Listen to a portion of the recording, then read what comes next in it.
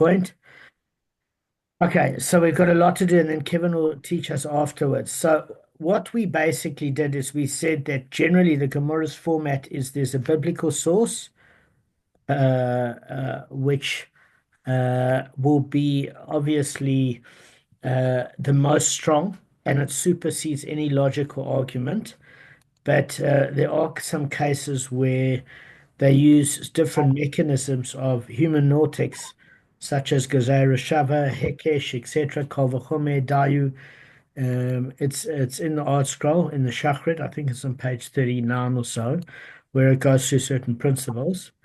Um, and now we're going to go for a logical basis at which the kahuna is not stripped from the Adim Zomimim that happen to be Kohanim. So, now, yesterday I explained what a Kal Vachomer is. So, the Gemara now offers another source for the Mishnah's ruling that Zomimim witnesses are not punished reciprocally by being disqualified from the Kohanim themselves.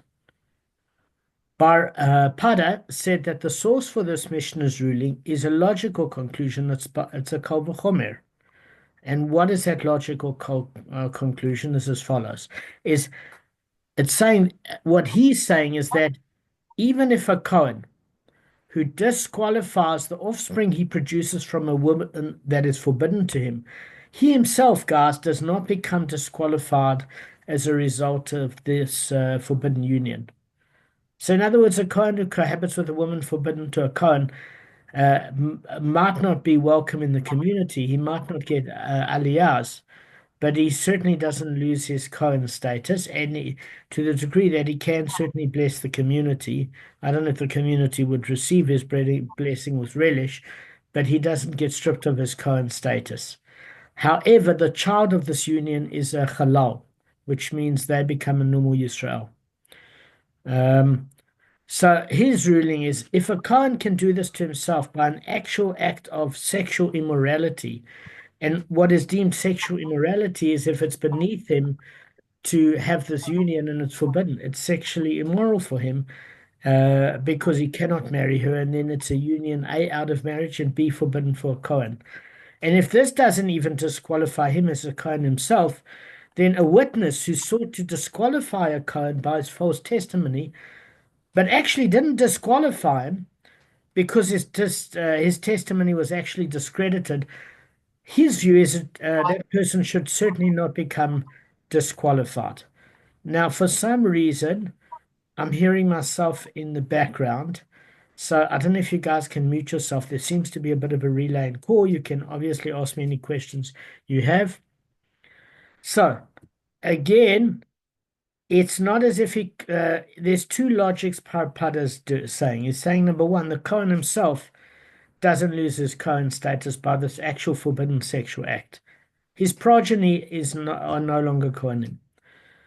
And he's saying something else. He's saying that the Eidim Zomimim, the conspiring witnesses or singular witness, he's himself not actually got this Kohen to strip his status. He was saying it's one thing if it was successful and the Kohen lost his status as a result of this false testimony. But you must remember that Eidim Zomimim work is that once a verdict is passed, for example, that they say it's legitimate and that first set of witnesses have proven that the father, why is it loading my whiteboard? I'm not even starting my whiteboard.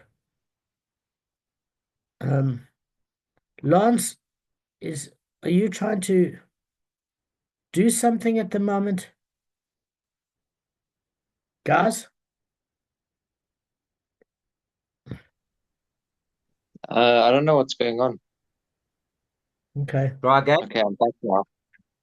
All right. I don't know what was going on there. It came from Lance's computer. Lance, you got a little, I'm not the only demon. You got a little demon on your computer. So, okay. It had Lance's name. So I'm sorry if I blamed you, man. All right. So what we're saying is that Brendan, the Adam Zomimim, did not strip the Kohen of his status because they are found to be Adam Zomimim after the verdict, but before they strip the Kohen of the status. Because remember, if Adam Zomimim are successful, in stripping the person of that Cohen status, then they're not punished with the reciprocal punishment. You remember that in all of these cases. Okay, Yes. why? I want to test your memory. Why? What, anyone or You see, that's what happens when he comes on the camera to be friendly. He gets grilled with questions. So, Damon, are you saying that they were successful in getting him to take the status away, but it was incorrectly done so? No, so what I'm saying is exactly this point, and there was a lot of information given in the first year. How Adam Zommerman work is that their testimony, they only get the reciprocal punishment as plotting witnesses if the verdict has been passed against that innocent defendant, but sentence has not yet been carried out. If their sentence is actually carried out, then they're not given the reciprocal punishment. Okay. That's the rule of Then they Adam cannot, Zommerman. Now, and they, the reason being is because we said that it says in Pirkei Avot, if you, the rabbis were saying, you see that skull floating on the water, he was drowned by others, and those others will be in turn drowned. But the reason he was drowned is because he drowned somebody to start with. So, in other words, it's karmic debt that sins in this world and previous incarnations known as Gugulim are punished. So, a person can figure why do they need to get a death sentence or whatever the case is if they're innocent. The first thing of it is there are many lifetimes at which we think we get away with certain things and we don't. And a person can say this case the person didn't commit that particular crime and it's proven that it's innocent, but we don't know in a guy's 50 or 60-year history if he never buried somebody in the desert. We don't know.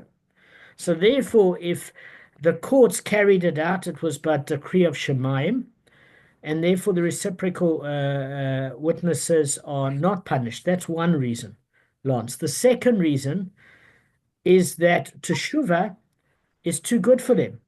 You must remember when they corrupt the justice system and in turn punish an innocent person, we're not even talking only about capital cases. You want to get somebody lashed, you want to get somebody killed, you want to get somebody to lose money. Any of those things, that kapora opportunity, if you found out before the damage is done, is that it happens to you, is actually an opportunity if you use it right and you feel guilt and you vow not to do it again, to transform yourself as a form of atonement. But when the person has actually successfully damaged an innocent person and they've corrupted the justice system, they're not entitled to that opportunity of kapora, and they're going to get it from Hashem in the next world. That's it, and that's the principle. So we're saying here. So Bar Pada is saying two things. Firstly, if the Kohen himself doesn't lose a Kohen status, and he created the sexually forbidden act, but only his children are affected, then when somebody testifies against him and is not successful, why should they lose their Kohen status if they happen to be Kohanim? So it sounds logical if you think of it like the way he's saying it. Okay? Can everybody see his logic at least? yeah. yes. Okay, good, good, good. Any objections to his logic?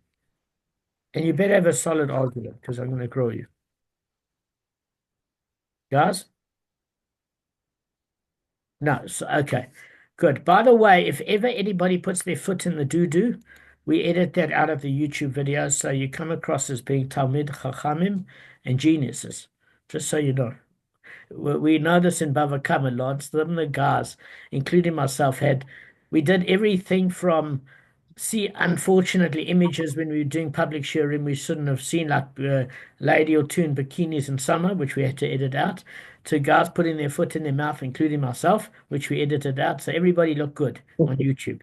So what happened in the shear stayed in the shear. Anything that didn't look good. So don't worry. It won't be kept for all of posterity of history that you'll look like a moron. That's for the leftists and the liberals, but that's not for us. Okay. You must make a YouTube video just of the offcuts, just for us to be able to. Oh, geez, guys, Yeah, I that'd be cool. laughed at some of them. And the one was Arthur playing with the cat with the cat's tuchus, And a close-up of the tuchus was shown while he's patting the cat. And Rav Simcha Steinhauer looked at this and he went back. He said, this is inappropriate. I said, I let that one slip in the editing. I'm sorry, it was a pivotal question. He said, I don't want to look at that. I said, you're not both. Yeah. All right, let's get. Also, remember, you keep the Yeah. original for blackmail. Keep the original for blackmail. If you're going to tell us. For later on.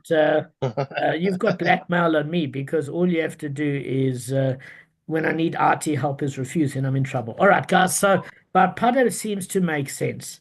Now, one of the things you've got to understand about the argument is when it's broken down, don't be too critical of Bar Pada because all of these Tanoim actually knew the arguments on both sides. What the Gemara was doing was setting up a way that we can logically think about the issues in different parameters. And therefore, if you say Rav makes sense, so you have Rav and Shmuel and Rava and Rabba, and you say, oh, this one makes sense, this one doesn't. That's a mistake. They all knew each other's arguments, but they were humble enough to come across as if not knowing all the answers because it set up a situation where questions could be asked and we could learn things. So when you see the refutation of Bar Pada, please don't think that this person was ignorant and say, well, even I knew that, because he's coming to make himself humble in order to teach us a principle. So it's very important to bear this in mind. So Ravina challenges this Kal V'chomer argument on the following grounds.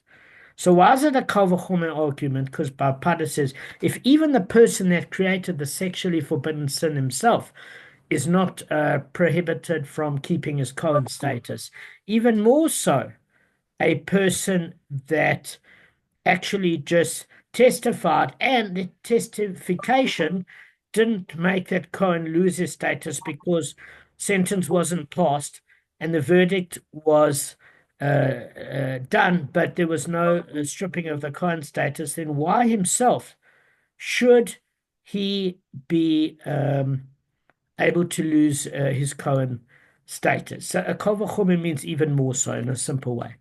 So Ravina says no. If this is what you're thinking, you're missing the principle of it. It says, if so, you have annulled the very law of Zomimim witnesses by the same logic. Now listen to this, it's genius.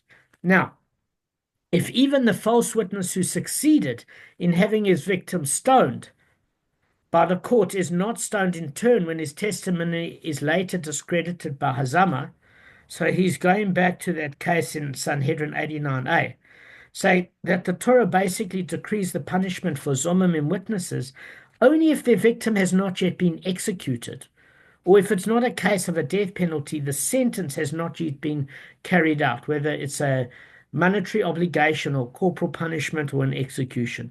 So if their guilt is not discovered until after the plot has succeeded and the victim has been executed, the witnesses are not subject to the punishment by the court.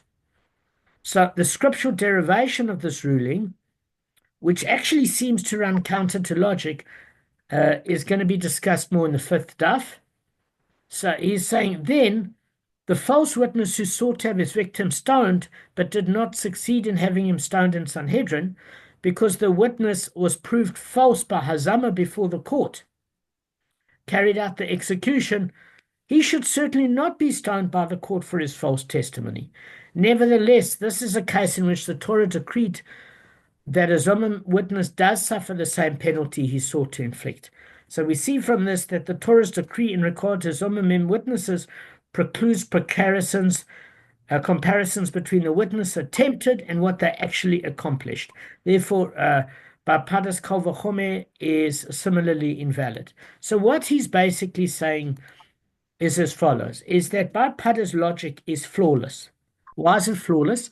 If you're just looking at it from a legal standpoint, if Adam Zomimim plotting or conspiring witnesses get the same penalty they sought to inflict upon the innocent defendant before the verdict was carried out, then even more so if they were successful in their attempt at actually carrying out the verdict, even more so they should be stoned if that innocent person was executed. And we see now that the rule of Edim Zomamim is not that. If the sentence is carried out, the Edim Zomamim are not punished in this world because Kapora is too good for them. They are awaiting very heavy punishment in the next world without any mitigation of having to suffer what they intended to do to their victim. Because the minute you add the spiritual element, the logical premise of just what is quid pro quo, measure for measure in this world falls away because there are other factors that come into play, and especially the Pikei Avot of that it was ordained from on high that person shall die. But as we said in the beginning, Lance and Brendan, that if a person chooses to be the shaliach, which is the messenger for good in the world, he will be rewarded. And if he chooses to be the messenger in a road rage incident, he will be punished because although that person was meant to get a clap or whatever the case may be, the fact that you choose to be the person to inflict such misery on another human being means you're responsible. And if a person deserves charity and good things to happen to them, the fact that you choose that as an opportunity to be good to them, and you the almost the vessel through which these acts occur, you will be judged accordingly. Don't get me wrong, it doesn't take away from the fact that that person is going to get what they're going to get, but you can choose whether to be an agent of good or bad. So, Okay, Damon, yes, in a nutshell, what you're saying is if they get caught beforehand, okay, it's done here. And if the guy gets, whatever happens to him, let's say he gets killed, okay, and you find out you're a false witness, then you're also going to have to be judged afterwards, not here. In a yes, nutshell. So if he's gone, you're correct. gone. If you're here, he's here, basically. Pardon? If okay, so let's say the guy's going to be executed, right? You've been a false witness against that, right? It's going to be killed. Yeah. If they find out beforehand, then you get the punishment that he was going to get. But on the other hand, if he's been killed, then it's a spiritual problem that's up to basically you don't get it here, but you get it in the next world. That's absolutely correct. One extra That in a nutshell. statement is if they find out before the verdict is given, then they don't get the reciprocal punishment. The case is thrown out of court. Oh, okay. But what you've got to okay. bear in mind is if the case is thrown out of court and they're not successful, but they don't get the reciprocal punishment because the verdict wasn't given, there is a certain mercy Okay. because it hasn't almost, you haven't sealed the person's fate. Although there's no kapora aspect as well, so Okay. I'd be very nervous.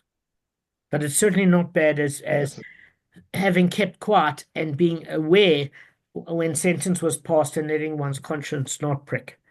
So that's a good point, Arthur. Okay. So the Gemara basically ends off in saying, since Ravina said that the very process of Edim Zomamim would refute any logic, even though Bar Pada's logic was sound, because of the very mechanism and how it works, we have to rely on Rabbi Yeshua ben Levi's assessment that was said in the name of Rav Shimon ben Lakish, who actually came out with it, that you to go to the verse Devarim, Deuteronomy chapter 19, verse 19, and you shall go to that fact where it says, and you shall do to him as he planned. In other words, primarily his planning was against this person he hated, and you've got to actually apply that verse as your source for Adem Zomamim. But why does the person not lose his Kohanic status? Is because most people that don't have malice against the children, but Lance brought up a good point. He said, well, some people just hate this person so much, or despicable people themselves, that they don't care what happens to the children. You might have an exception. And then the Gemara said it's a valid point. So Lance was on track. And the other reason is that the children of this plotting witness are themselves innocent and they don't deserve to be stripped of their Kohanic status. even though the father is a terrible person. So him being lashed the father 40 times for being a Cohen is going to certainly mean he's got skin in the game, even though he loses his skin after he's lashed. So that'll work. And it also lets you know that any member of Israel, because they've got a lot to lose, can testify if a Cohen is not really a Cohen. And remember, we're saying that it's a legitimate case against a Cohen. It's only a case of, this is a case of corporal punishment, as an example, that's meted out because the reciprocal punishment is not appropriate here. But it could be that this witness is correct, at which case the Cohen will lose his status. And it's a legitimate case. Okay, any questions before we go on, guys? So, Damon, so check with you. So somebody who they've been adding women, well, no, there's a guy's been accused, okay? Yes. Then the punishment was carried out, and say he lost his Cohen status. But now, only after the fact, witnesses come to say that no, that those witnesses weren't correct. He still loses his Cohen status, correct? Interesting point. And the answer is yes, and I'll give you a proof. Lance brought up a very good point. Why don't they rescind it? Because it's not like the death penalty case. Because once you kill somebody, very difficult to bring them back from the dead when their head is removed from their shoulders. It's a tricky one, that. But So, on that same point, okay, the punishment is, okay, the guy says he's been, okay, there are two scenarios. One, he's lost his Cohen status. The other one is he's been executed. Now, say you find out in both cases that the person was actually, the witnesses weren't Eddie Zolman, they weren't true witnesses, okay? Now,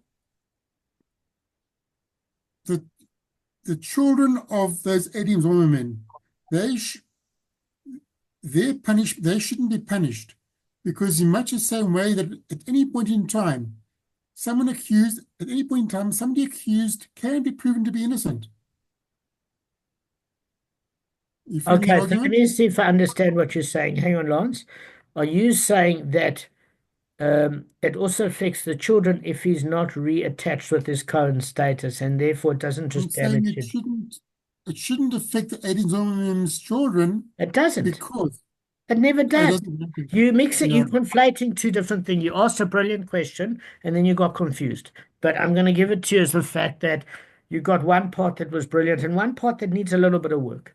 So the part that needs a little bit of work is, we said that the reason why they get lashes is we need another pasuk, because you can't refute Deuteronomy chapter 19 verse 19. You can't just get rid of um, a pasuk because it doesn't suit you to apply some of it. Because what the original suggestion was, which we covered on Tuesday, is let the conspiring witness lose his Kohen status, but let it not affect his children. And we're saying, look, when you apply a pasuk, we have to apply it properly. So either we don't apply it because the circumstances are exceptional, but then we need another pasuk to be able to apply, so it doesn't affect the children. In other words, we can't strip him of his Kohen status, but not do it to his children. What's the proof, Lance?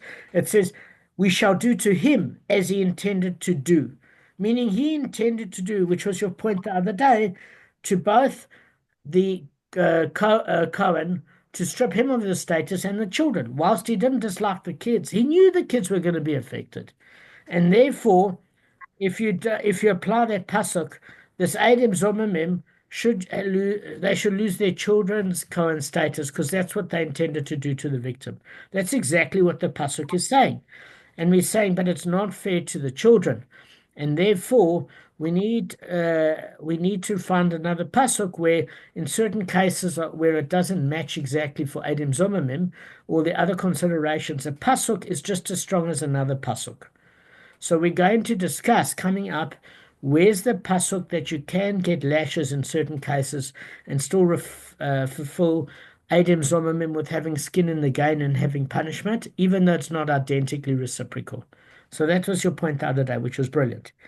The point of it is now is that the Adam Zommerman, their children never lose their Cohen status. The Adam Zommerman, if they happen to be Cohen, get lashed the same as whether it's a Yisrael or Levi in this particular case. Okay? So in other words, if the plot works, they don't get lashed. They don't get lashed. So your question, which also comes into play, is do we establish the Cohen status after the verdict has been given? That's I believe that was also part of your question in the beginning. Or am I Yeah. wrong? Because it was a brilliant question. So It's also own it, yeah. even if it wasn't there. So we are going to deal with this issue in depth, but generally, the major principle is when a verdict is given, you can't undo it, and I'll prove it to you. Look, in a case of execution, it's obvious. If somebody's head's removed from their shoulders, you can't say to the family, "Terribly sorry, old chap." I can see John Cleese giving this over in his accent. It was an error on our part. We wish you condolences, and flowers will be on their way because he's dead. So that you can't reverse. But Lance is asking, but you can reinstate a Cohen status, or you can do something like that. It is reversible, and we're saying generally, once a verdict is given, it's not reversible. It's not just because of a death penalty case, it's too late. A verdict generally sticks. However, and His this is a children, point, what?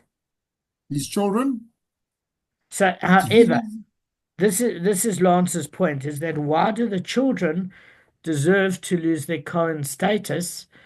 And in fact, we understand if not his is established. So, Lance, the thing of it is, I need to ask Rabbi Ron Cohen. In fact, I'm not going to ask Rabbi Ron Cohen. I actually want to ask Rav Simcha Steinhauer because he's been teaching us Makkot and he's been going through it in a deep analysis for the last 6 months. So, the question is more, A, why don't you reinstate the Cohen status? Why not? He's innocent. And if not his, why not the children? So the thing of it is, you can't do partial. We already learned that from the halacha. That's why you don't apply the reciprocal punishment to the Adam Zommerman, because it affects the children.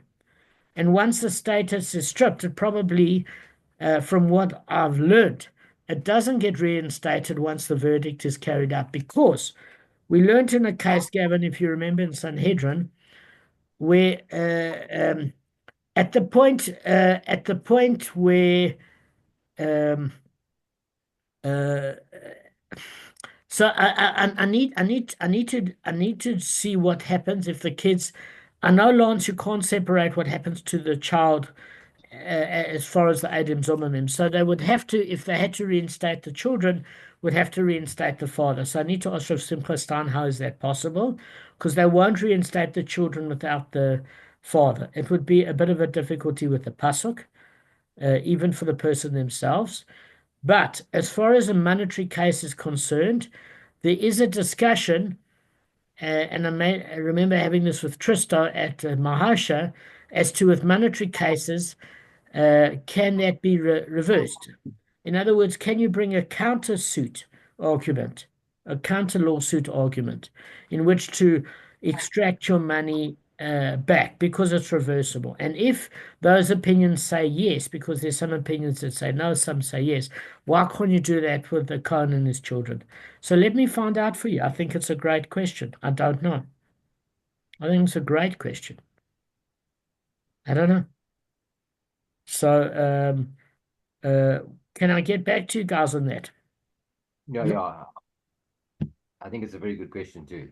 Yeah. And I'd love to. Yeah. So, guys, we're going to end a bit early. I want Kevin to teach us. And there is. Can I ask you a question? Yeah, sure. Sorry, this might be a bit off topic and a bit out of the box. I'm just curious. Has there ever been a case where a Kohen has become a Levi? No, I actually, funny enough, asked Rabbi Goldschmidt the question last Shabbos. And I said to him, is it possible that if he's demoted one step, but not both?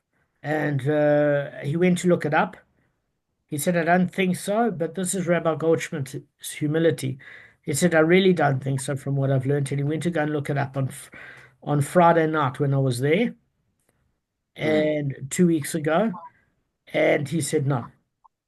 If I he see. gets stripped of his status, he goes to Israel. I see. So it's a good question. Kevin, you want to share an idea? Then I've got a quick idea for us on this week's Parsha. Very good. Yeah. Okay, so this week's Parsha, well, the main story is when Abraham is instructed by Hashem to sacrifice Yitzchak, and he does it with alacrity. He gets Eliezer and Ishmael, who he calls the young men, to straight. They all go together to the foot of the mountain, and they there. Eliezer and Ishmael ran behind, and Abraham, he was very enthusiastic, and he's about to. Yitzchak is tired on the altar there, and is about to carry out the sacrifice, and the angel comes and stops him, and then a ram appears in the thicket, and that's what's sacrificed. And the point is that Avram was prepared to do what Hashem wanted and had faith in Emunah. And I don't know how many people in this day and age would be prepared to do something. How many people are on that level of faith to do such a thing? But he did it. He didn't have any emotional thoughts or any doubts. He went ahead and he was about to do it because of his faith, and that was one of his tests, and he passed that test. So maybe Hashem knew he would pass that test, but how many people have such faith to go to such length to do so that would do such a thing? I don't know anyone who would do such a thing in this in 2024. Sure. I don't know. Yeah, that's got something amazing. There was one thing I wanted to share is that it says that Lot was even prepared to, when he had guests, put his life in danger. So why wasn't he given the same amount of acknowledgement as Abraham when his life wasn't in danger for having guests? Because Abraham's mentioned, and Lot, you remember the village people of Sodom wanted to kill him. So when you actually look at, I think it was mentioned by the Beis Halevi and Rabbi Soloveitchik in commentaries that in fact, if you look at it, it's not true. Because Avram didn't see them as Malachim, he saw them as desert wayfarers, as very poor people that needed a meal and hospitality. When Lot saw them, he saw them as angels. So obviously, it's not a big deal to have people of prominence or of that level and have them as guests. Anybody can have somebody that they really respect and powerful as a guest. And he thought that the angels would protect him against the people of Sodom. So he wasn't worried at all. How do you know? Where do you get it from that he saw them as angels? Beis Halevi. It's in a comment in the Beis Halevi, which is Why then? Look, you're making Lot out to be a tzaddik. Lot's the guy that said, I'm not. I'm actually saying the opposite. Leave my guests alone. Take my daughters and have a good Lance, time. I'm saying the opposite. I'm actually saying the opposite. The Beis Halevi is saying before you get to the point where he had basically a bad way of showing hospitality, that he's prepared to let his daughter be raped and killed. It said when you're looking just at the hospitality to guests aspect, it would seem as though this was such a big mitzvah to him, he was prepared to give up his child for that principle, number one. And it's saying that Lot wasn't a good guy. I'm saying completely the opposite. Because Avraham, according to the Beis Halevi, thought that these Malachim were normal sand dweller poor people, whereas Lot understood they were angels and thought that they would divinely protect him and that he'd get huge spiritual reward for hosting angels. That's from the Beis Halevi. It's not saying lot's a good guy. I don't know, like, I'll share you the source. Agar could identify angels. Avram could identify angels. Now suddenly Avram can't, but Lot can. What it's saying, well, look, I won't argue with the Beis Halevi. I know you maybe at a higher level than me. I think I would. I will send you this shir by Rav Simcha Steinhauer on the Beis Halevi. And since he was a couple of 100 years old and is in the time of the Vilna Gaon or Chofetz Chaim or something of that stature, I would tend to, if he gives me interpretations of the pasuk and he's got sources, I would tend to go with the Beis Halevi. I think the answer is that Hashem didn't want Lot to get the reward, and because he knew that to his core, he only picked up this character trait of hospitality to guests because he lived in Avram's house, and not because he really internalized it, number one. And the proof of it is that had they been revealed as normal people in Sodom, he certainly wouldn't have taken that risk because Avram warned him not to go to Sodom. He said, if you mix with these people just because you're looking after wealth, you're going to go down the tubes. So I'm saying what it does do is it gives an insight because people ask independently, but surely Lot is at such a level, he's prepared to sacrifice his daughter for the principle of hospitality to guests, and even Avram wasn't prepared to sacrifice his family, it would seem, for such a principle. And that's when the Beis Halevi says, when you look at the particular wording, you can see that Lot, Hashem gave him the perception that he understood they were spiritual beings and thought that they would protect him. So it's not such a high level when you have think you're going to get great spiritual reward and divine protection. Whereas when you're having a normal vagrant that comes out of the desert and you're using it for kiruv, it's a much higher reward. I agree with you, Lance. I'm not the Beis Halevi. Yeah. The same as Haran, Avram jumped in Avram was pushed in the fire and he came out. And then his brother said, "Oh well, I'll be on Avram's side." And he got crispy. I agree. Yeah, I agree with you. You must do it for the right reason. Yeah, but the Beis Halevi sourcing, you have to speak to Rabbi Goldschmidt. But even Rabbi Goldschmidt has quoted the